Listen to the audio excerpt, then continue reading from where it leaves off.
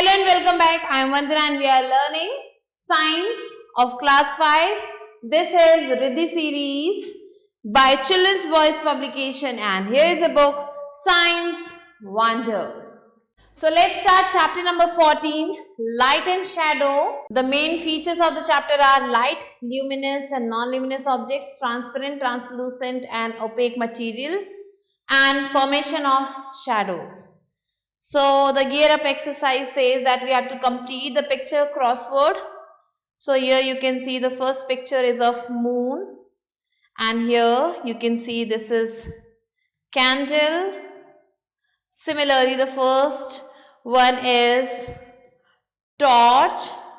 Like this, you have to see the pictures and complete this. Also, which of these are natural sources of light? इसमें से natural source कौन है light का, उसका नाम आपको लिखना है. So the first topic is light. So can you imagine the world without light? क्या आपने लाइट के बिना कभी वर्ल्ड को इमेजिन करने का सोचा है? हम जो है चीजों को नहीं देख सकते एक बंद कमरे में, एक अंधेरे कमरे में. And we can see objects around us only when there is light. हम अपने आसपास की चीजों को तभी देख सकते हैं जब लाइट हो. बिना लाइट के हम चीजों को नहीं देख सकते. लाइट क्या है? एक फॉर्म है एनर्जी का जो हमें सेंसेशन देता है साइट की. एंड लाइट ट्रैवल करता है एक स्ट्रेट लाइन में. Let's read what are luminous and non luminous objects. So objects जैसे कि sun, star, tubelight, bulb, torch जो कि अपनी खुद की लाइट देते हैं उन्हें हम ल्यूमिनस ऑब्जेक्ट्स कहते हैं. और ऑब्जेक्ट्स जैसे कि मून, अर्थ, चेयर, टेबल जो अपनी लाइट नहीं देते उन्हें हम नॉन ल्यूमिनस ऑब्जेक्ट्स कहते हैं. अब हम जो है इन चीजों को देख सकते हैं लाइट की मौजूदगी में. जब ल्यूमिनस बॉडी जो है इनके ऊपर पड़ती है and then it travels towards our eyes और ये फिर लाइट जो है वापस से रिफ्लेक्ट बैक होकर हमारी आंखों में आती है तो हम इन्हें देख पाते हैं. और ज़्यादातर जो ऑब्जेक्ट्स हैं ये नॉन ल्यूमिनस हैं. तो आप देख सकते हैं ये ल्यूमिनस ऑब्जेक्ट्स और ये नॉन ल्यूमिनस ऑब्जेक्ट्स. अब आते हैं ट्रांसपेरेंट और ट्रांसलूसेंट एंड ओपेक मटेरियल्स. सो जो भी नॉन ल्यूमिनस ऑब्जेक्ट्स हैं वो क्या करते हैं, अलग अलग अमाउंट में लाइट को अपने थ्रू पास करने में हेल्प करते हैं. किस तरीके का मटेरियल है उस पर डिपेंड करता है, किस तरीके की चीज़ से बना है वो material. And based on the amount of light that passes through them, जितनी लाइट जाएगी इनके थ्रू उसके अकॉर्डिंग इन ऑब्जेक्ट्स को हम क्लासिफाई कर सकते हैं ट्रांसपेरेंट, ट्रांसलूसेंट और ओपेक ऑब्जेक्ट्स में. तो पहले आते हैं ट्रांसपेरेंट मटेरियल्स. सो वो मटेरियल्स जो लाइट को पास होने में मदद करते हैं, पूरी तरह से लाइट इसमें से पास होता है, उन्हें ट्रांसपेरेंट मटेरियल कहते हैं. अब कुछ एग्जाम्पल्स है जैसे कि एयर, गैस, क्लियर वाटर और कुछ प्लास्टिक्स. फिर आते हैं ट्रांसलूसेंट मटेरियल्स. सो वो मटेरियल जो जिसमें से सिर्फ थोड़ी बहुत ही लाइट पास हो पाती है उसे ट्रांसलूसेंट मटेरियल्स कहते हैं. एंड हम इन मटेरियल से थोड़ा बहुत ही देख पाते हैं, ना ज़्यादा क्लियर नहीं देख पाते. जैसे कि बटर पेपर हो गया, कुछ तरीके के प्लास्टिक्स हो गए या फिर फ्रॉस्टेड ग्लास हो गए. नेक्स्ट आते हैं ओपेक मटेरियल्स. ये वो मटेरियल्स हैं जो कि बिल्कुल भी अपने ऊपर से लाइट को पास नहीं होने देते हैं. ऐसे मटेरियल्स को ओपेक मटेरियल्स कहते हैं जैसे कि वुड, बुक, ब्रिक. अब यहाँ पे एक एक्टिविटी दी गई है, आपको क्या करना है, आपको 10 आइटम्स लेने हैं जो कि यहाँ मेंशन किए गए हैं एंड उनको जो है अपनी आंखों के सामने रखना है एक एक करके और फिर उनमें से देखने की कोशिश करनी है आपको लाइट को जो आपके पीछे है. तो अब आपको बताना है ये सारी चीज़ों को चेक करके, तो ये सारे नेम यहाँ लिखने हैं एंड अब आपको बताना है कि आप वहाँ से फुली देख सकते हैं, पार्शियली देख सकते हैं या बिल्कुल भी नहीं देख सकते, उन्हें लिखना है. फिर आपको उनको कैटेगराइज करना है ट्रांसपेरेंट, ट्रांसलूसेंट और ओपेक ऑब्जेक्ट्स में एंड नोट डाउन करना अपने ऑब्जर्वेशंस को and what do you infer, ये सारी चीज़ें आपको मेंशन करनी है. So let's move on to formation of shadows. So जब हम वॉक करते हैं धूप में, सन के नीचे जब हम वॉक करते हैं तो हमने देखा होगा कि हमारी परछाई बनती है, हमने प्लांट्स की परछाई देखी होगी, ट्रीज की, हाउसेस की और तो और खुद की भी। तो हम कभी सोचते होंगे कि ये कैसे हुआ, कैसे ये शैडो बनी। जब भी लाइट जो है किसी ओपेक ऑब्जेक्ट पे पड़ती है तो जो लाइट है सन की वो उस ओपेक ऑब्जेक्ट से पास तो नहीं कर पाती है, इसीलिए क्या होता है जो एरिया है उतना जो फिगर है वो एरिया वहां पे शैडो बन जाती है जहां पे लाइट पास नहीं कर पाती है। अभी जो डार्क शेप है जो कि बनता है उस ऑब्जेक्ट के पीछे, जब जो लाइट आती है उस सोर्स से, ये क्या करता है, ये वो ओपेक ऑब्जेक्ट ब्लॉक कर देता है या फिर ट्रांसलूसेंट ऑब्जेक्ट ब्लॉक कर देता है, इसे ही शैडो कहा जाता है। तो आप देखिए दिन में सूरज की रोशनी पड़ रही तो पेड़ ऐसा दिख रहा है, नून में ऐसा दिख रहा है, और जब शाम हुई तो पेड़ की जो छाया थी इधर को आ गई। Now let's learn about the characteristics of a shadow. Shadow के क्या क्या कैरेक्टरिस्टिक्स है? शैडो जो है हमेशा ब्लैक दिखेगा या फिर डार्क कलर का दिखेगा, चाहे आपने किस भी कलर का ऑब्जेक्ट रख दिया हो। शैडो जो है डार्क में नहीं दिखता एंड इसे हमेशा एक सोर्स ऑफ लाइट की जरूरत होती है। शैडो जो है ये सिर्फ उस ऑब्जेक्ट के शेप को दिखाता है। शैडो जो है हमेशा बनता है ऑपोजिट डायरेक्शन में, जो लाइट है उसके ऑपोजिट डायरेक्शन में हमेशा आपको शैडो दिखाई देगी। फिर a screen is necessary to form a shadow. Shadow को बनाने के लिए आपको एक स्क्रीन की जरूरत होगी, जैसे कि वॉल हो गया, फ्लोर हो गया या फिर बिल्डिंग हो गया। And it can not be formed in air, और ये एयर में फॉर्म नहीं हो सकती। जो साइज है शैडो का वो बिगर हो सकता है या फिर स्मॉलर हो सकता है ऑब्जेक्ट से, एंड जो साइज डिपेंड करता है वो डिस्टेंस पे डिपेंड करता है। जितनी डिस्टेंस होगी उसके अकॉर्डिंग शैडो बनेगा, एंड डिस्टेंस होनी चाहिए सोर्स ऑफ लाइट की। अब ये जो शैडो है ये धीरे धीरे छोटा होता जाता है जैसे डिस्टेंस जो है ऑब्जेक्ट की और सोर्स की जो है लाइट की इंक्रीज होती है। अब कोई भी शैडो हमें नहीं दिखती है कब? जब जो है डिस्टेंस स्क्रीन की और ऑब्जेक्ट की जो है बहुत बड़ी होती है। The size of the shadow also depends on the distance between the object। जो साइज है शैडो का वो डिपेंड करता है कितना डिस्टेंस है उस ऑब्जेक्ट का, उस सरफेस का जहां पे शैडो को बनाया जाना है। जो लेंथ होता है शैडो का वो लंबा होता है मॉर्निंग में, इवनिंग में, और छोटा होता है नून में। तो ये कुछ कैरेक्टरिस्टिक्स हैं शैडो के। Now let's move on to activity 2।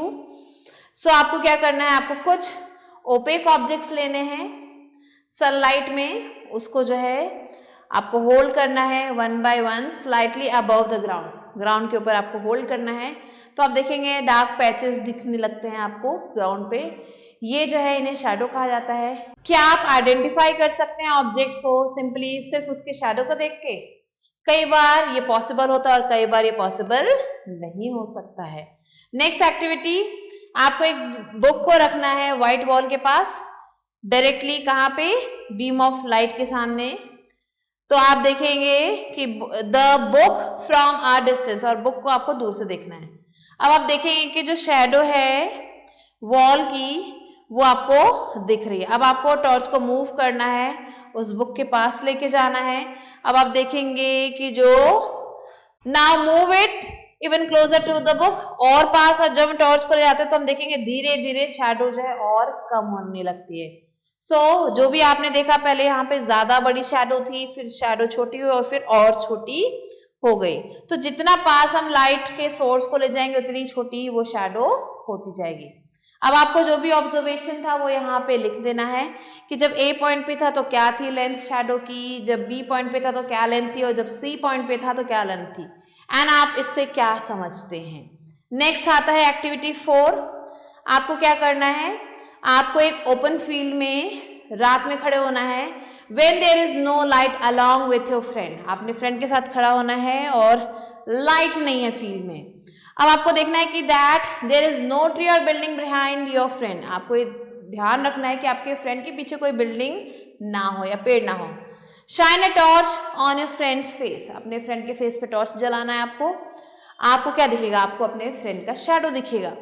Now ask another friend to hold a sheet of cardboard or paper behind him. Shine a torch on your friend's face. आपको अपने फ्रेंड के फेस पे torch मारनी है. Do you see a shadow of your friend? क्या आपको अपने friend की शैडो दिख रही है? तो जब जो है एक खाली जगह पे हम अपने फ्रेंड के फेस पे लाइट मारते हो तो क्या आपको शैडो दिख रही है?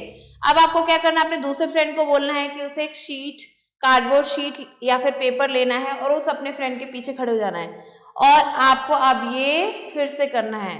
What do you see? आपको क्या दिखा? You will see your friend's shadow. आपको अपने फ्रेंड की शैडो दिखेगी. ये जो शैडो है, this shadow that you need a screen to form a shadow. आपको आपके फ्रेंड की शैडो दिखेगी. ये this shows that you need a screen to form a shadow. ये जो एक एक्टिविटी ये दिखाती है कि आपको एक स्क्रीन की जरूरत है अपने फ्रेंड के शैडो को देखने के लिए. Now let's move on to new words. So emit means give out. Let's move on to let us recall. So light is a form of energy that gives us sensation of sight. Luminous objects have light of their own. Non-luminous objects do not produce light of their own. Non-luminous objects are of three types: transparent, translucent and opaque. Transparent objects allow light to pass through them completely. Opaque objects do not allow light to pass through them, and translucent objects allow light to pass through them partially. Light travels in a straight line. A shadow is formed when an opaque object comes in the path of light, and a shadow is always black or dark in color. A shadow is always formed opposite to the direction of source of light. The size of the shadow depends on the position of the source of light and the distance between the object and the surface where the shadows is found. So these are some of the important points that you have to remember. Now let's move on to book exercise, which is exercises. So A exercise is take the correct answer. First one is, which of the following is an opaque object? Plastic, air, water, wood. Correct answer is wood. Question number 2, what is the color of a shadow?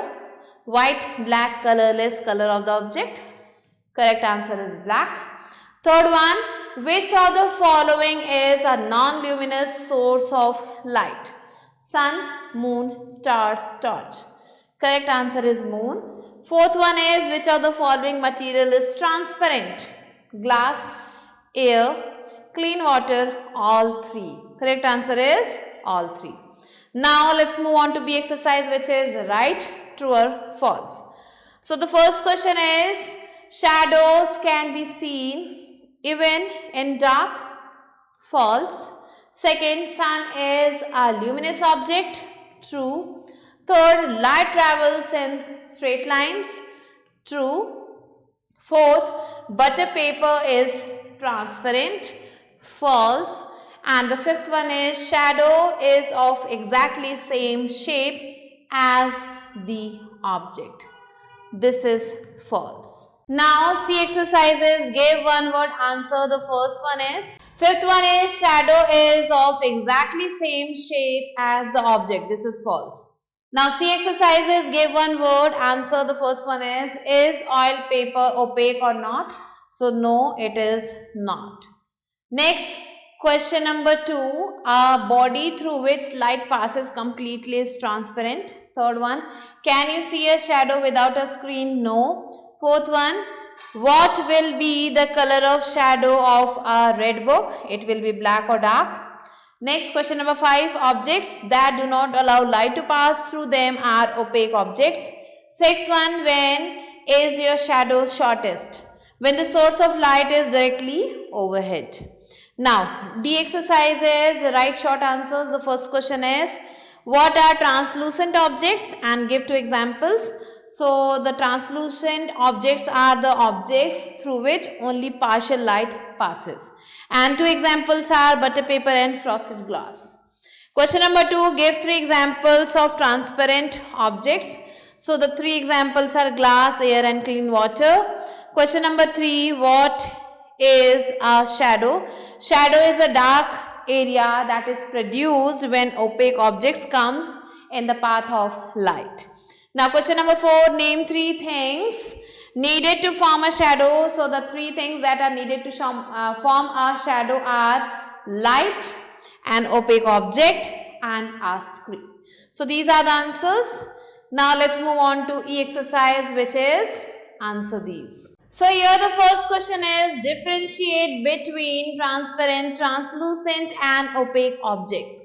So the transparent objects are those objects through which light passes fully. Translucent objects are those objects through which light passes partially, and opaque objects are those objects through which light cannot pass. Next question number 2, differentiate between luminous and non-luminous objects and give 3 examples of each. So luminous objects are those objects that gives their own light, and the examples are sun, stars and torch.